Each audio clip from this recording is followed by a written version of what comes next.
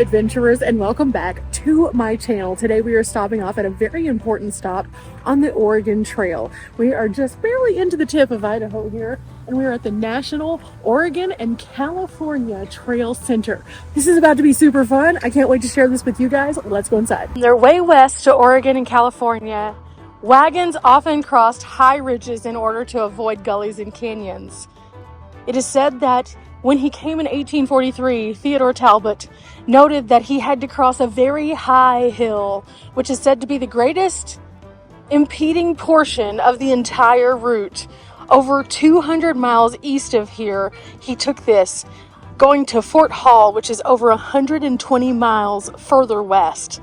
The ascent was very long and tedious, but the descent is even more abrupt and difficult, and many wagons had to be let down by ropes or tied to trees or disappeared long ago. This is a pretty interesting place. When you first come in, there's a beautiful mural that kind of paints the timeline of the area.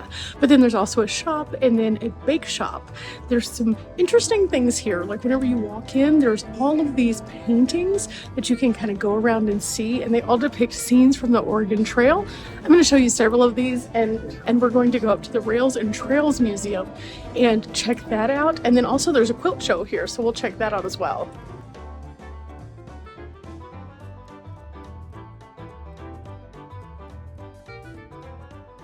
Now, the best thing about this is each one of these, it has a little piece here that tells you kind of where it is and what it depicts, and it gives you context historically.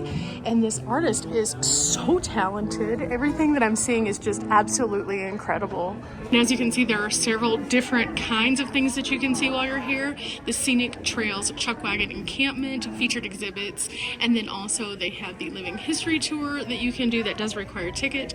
The lower level has the Rails and Trails, which is where we're going to go next, and then we'll work our way kind of through each of these. This is going to be absolutely epic. I'm so excited to be here. This is a great stop along the Oregon Trail to get some more context, and then also to learn a little bit more about some of the things that have happened throughout time to make it possible for the westward push. So as we go down here, you're going to see some interesting faces. We're going to learn some stories, and we're going to learn a lot about the railroad downstairs. But along our way, before we even get to the bottom of the stairs, we find the first recorded white men to travel into the Bear Lake County area were Robert Stewart and an historian fur trapper and his party, Benjamin Jones, Ramsey Crooks, Robert McClellan, Joseph Miller, Francois Leclerc, and Andre Valley, and they were on their way returning to the east and spent 4 days in this area.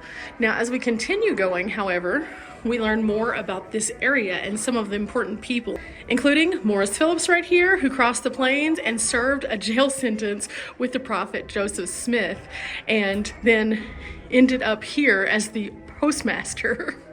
There's also Sarah Phelps, who crossed the plains, and it was the second wife of Morris Phelps. And then you can see that this was their daughter, and then this man right here was her husband, and then these are his parents right here. So an entire family history plays out right here in the stairwell. But in addition to that, they have all of the 8 predominant pioneer women of this area, and you can see them featured in this frame, as well as their individual names are all mentioned here as well. I think this is a great way to honor those who are here from the past, but it takes us down into a gallery just down this second flight of stairs that's going to tell us why they were here in the first place and how they were able to survive and live throughout the years and thrive. Go down this, we're going to find an entire museum filled with history, and I enjoy places like this because we get to connect the dots as to what made areas thrive and survive. So there's tons of stuff down here. I'll show you some of it, and then we'll move up to the other levels. Well, this is neat. They have all of the different rail yards, and they're all described through these, and you can see photos of the various trains and then learn a little bit about where they went, what they did. Really neat way to start. And as you can see, there's tons of information here, so we're just again going to touch on a few of the more interesting things. And you can see around there are several different fun facts. The first train station was in 1882 that received a train in this area.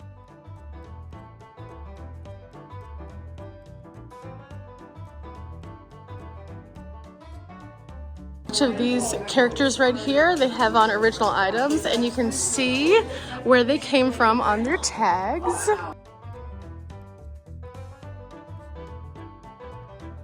Oh, this is incredible right here.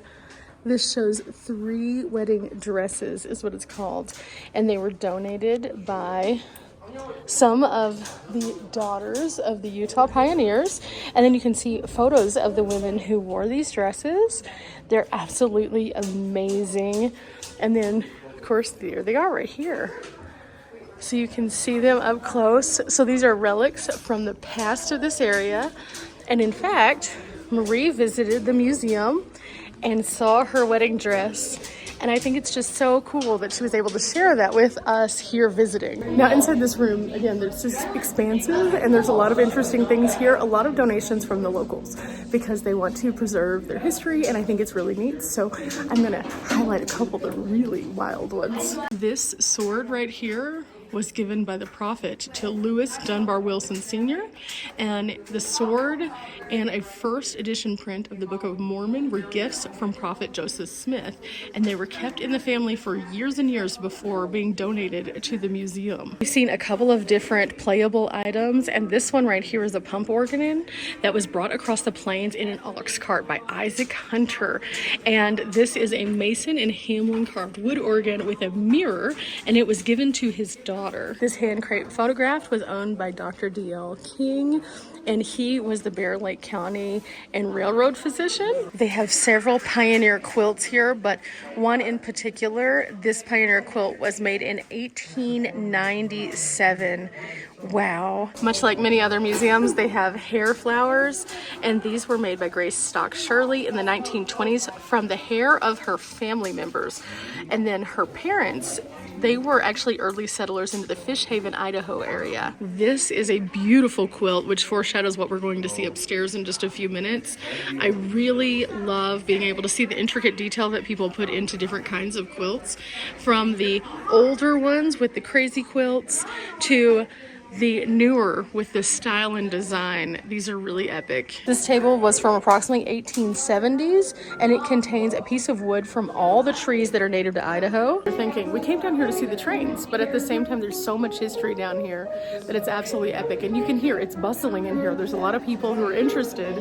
And so as they're exploring and playing, they're getting to touch and feel some of the items. And then others, of course, you just kind of observe from a distance. Like this one right here, it clearly says do not touch. That's because it's from 1927. 1927.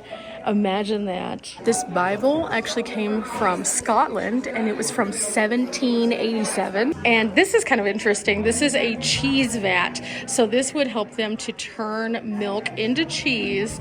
And you could see how that they would do that in the photos here, but they also have a little graphic to let you know a little bit more about it. And I've never seen a cheese vat quite like this.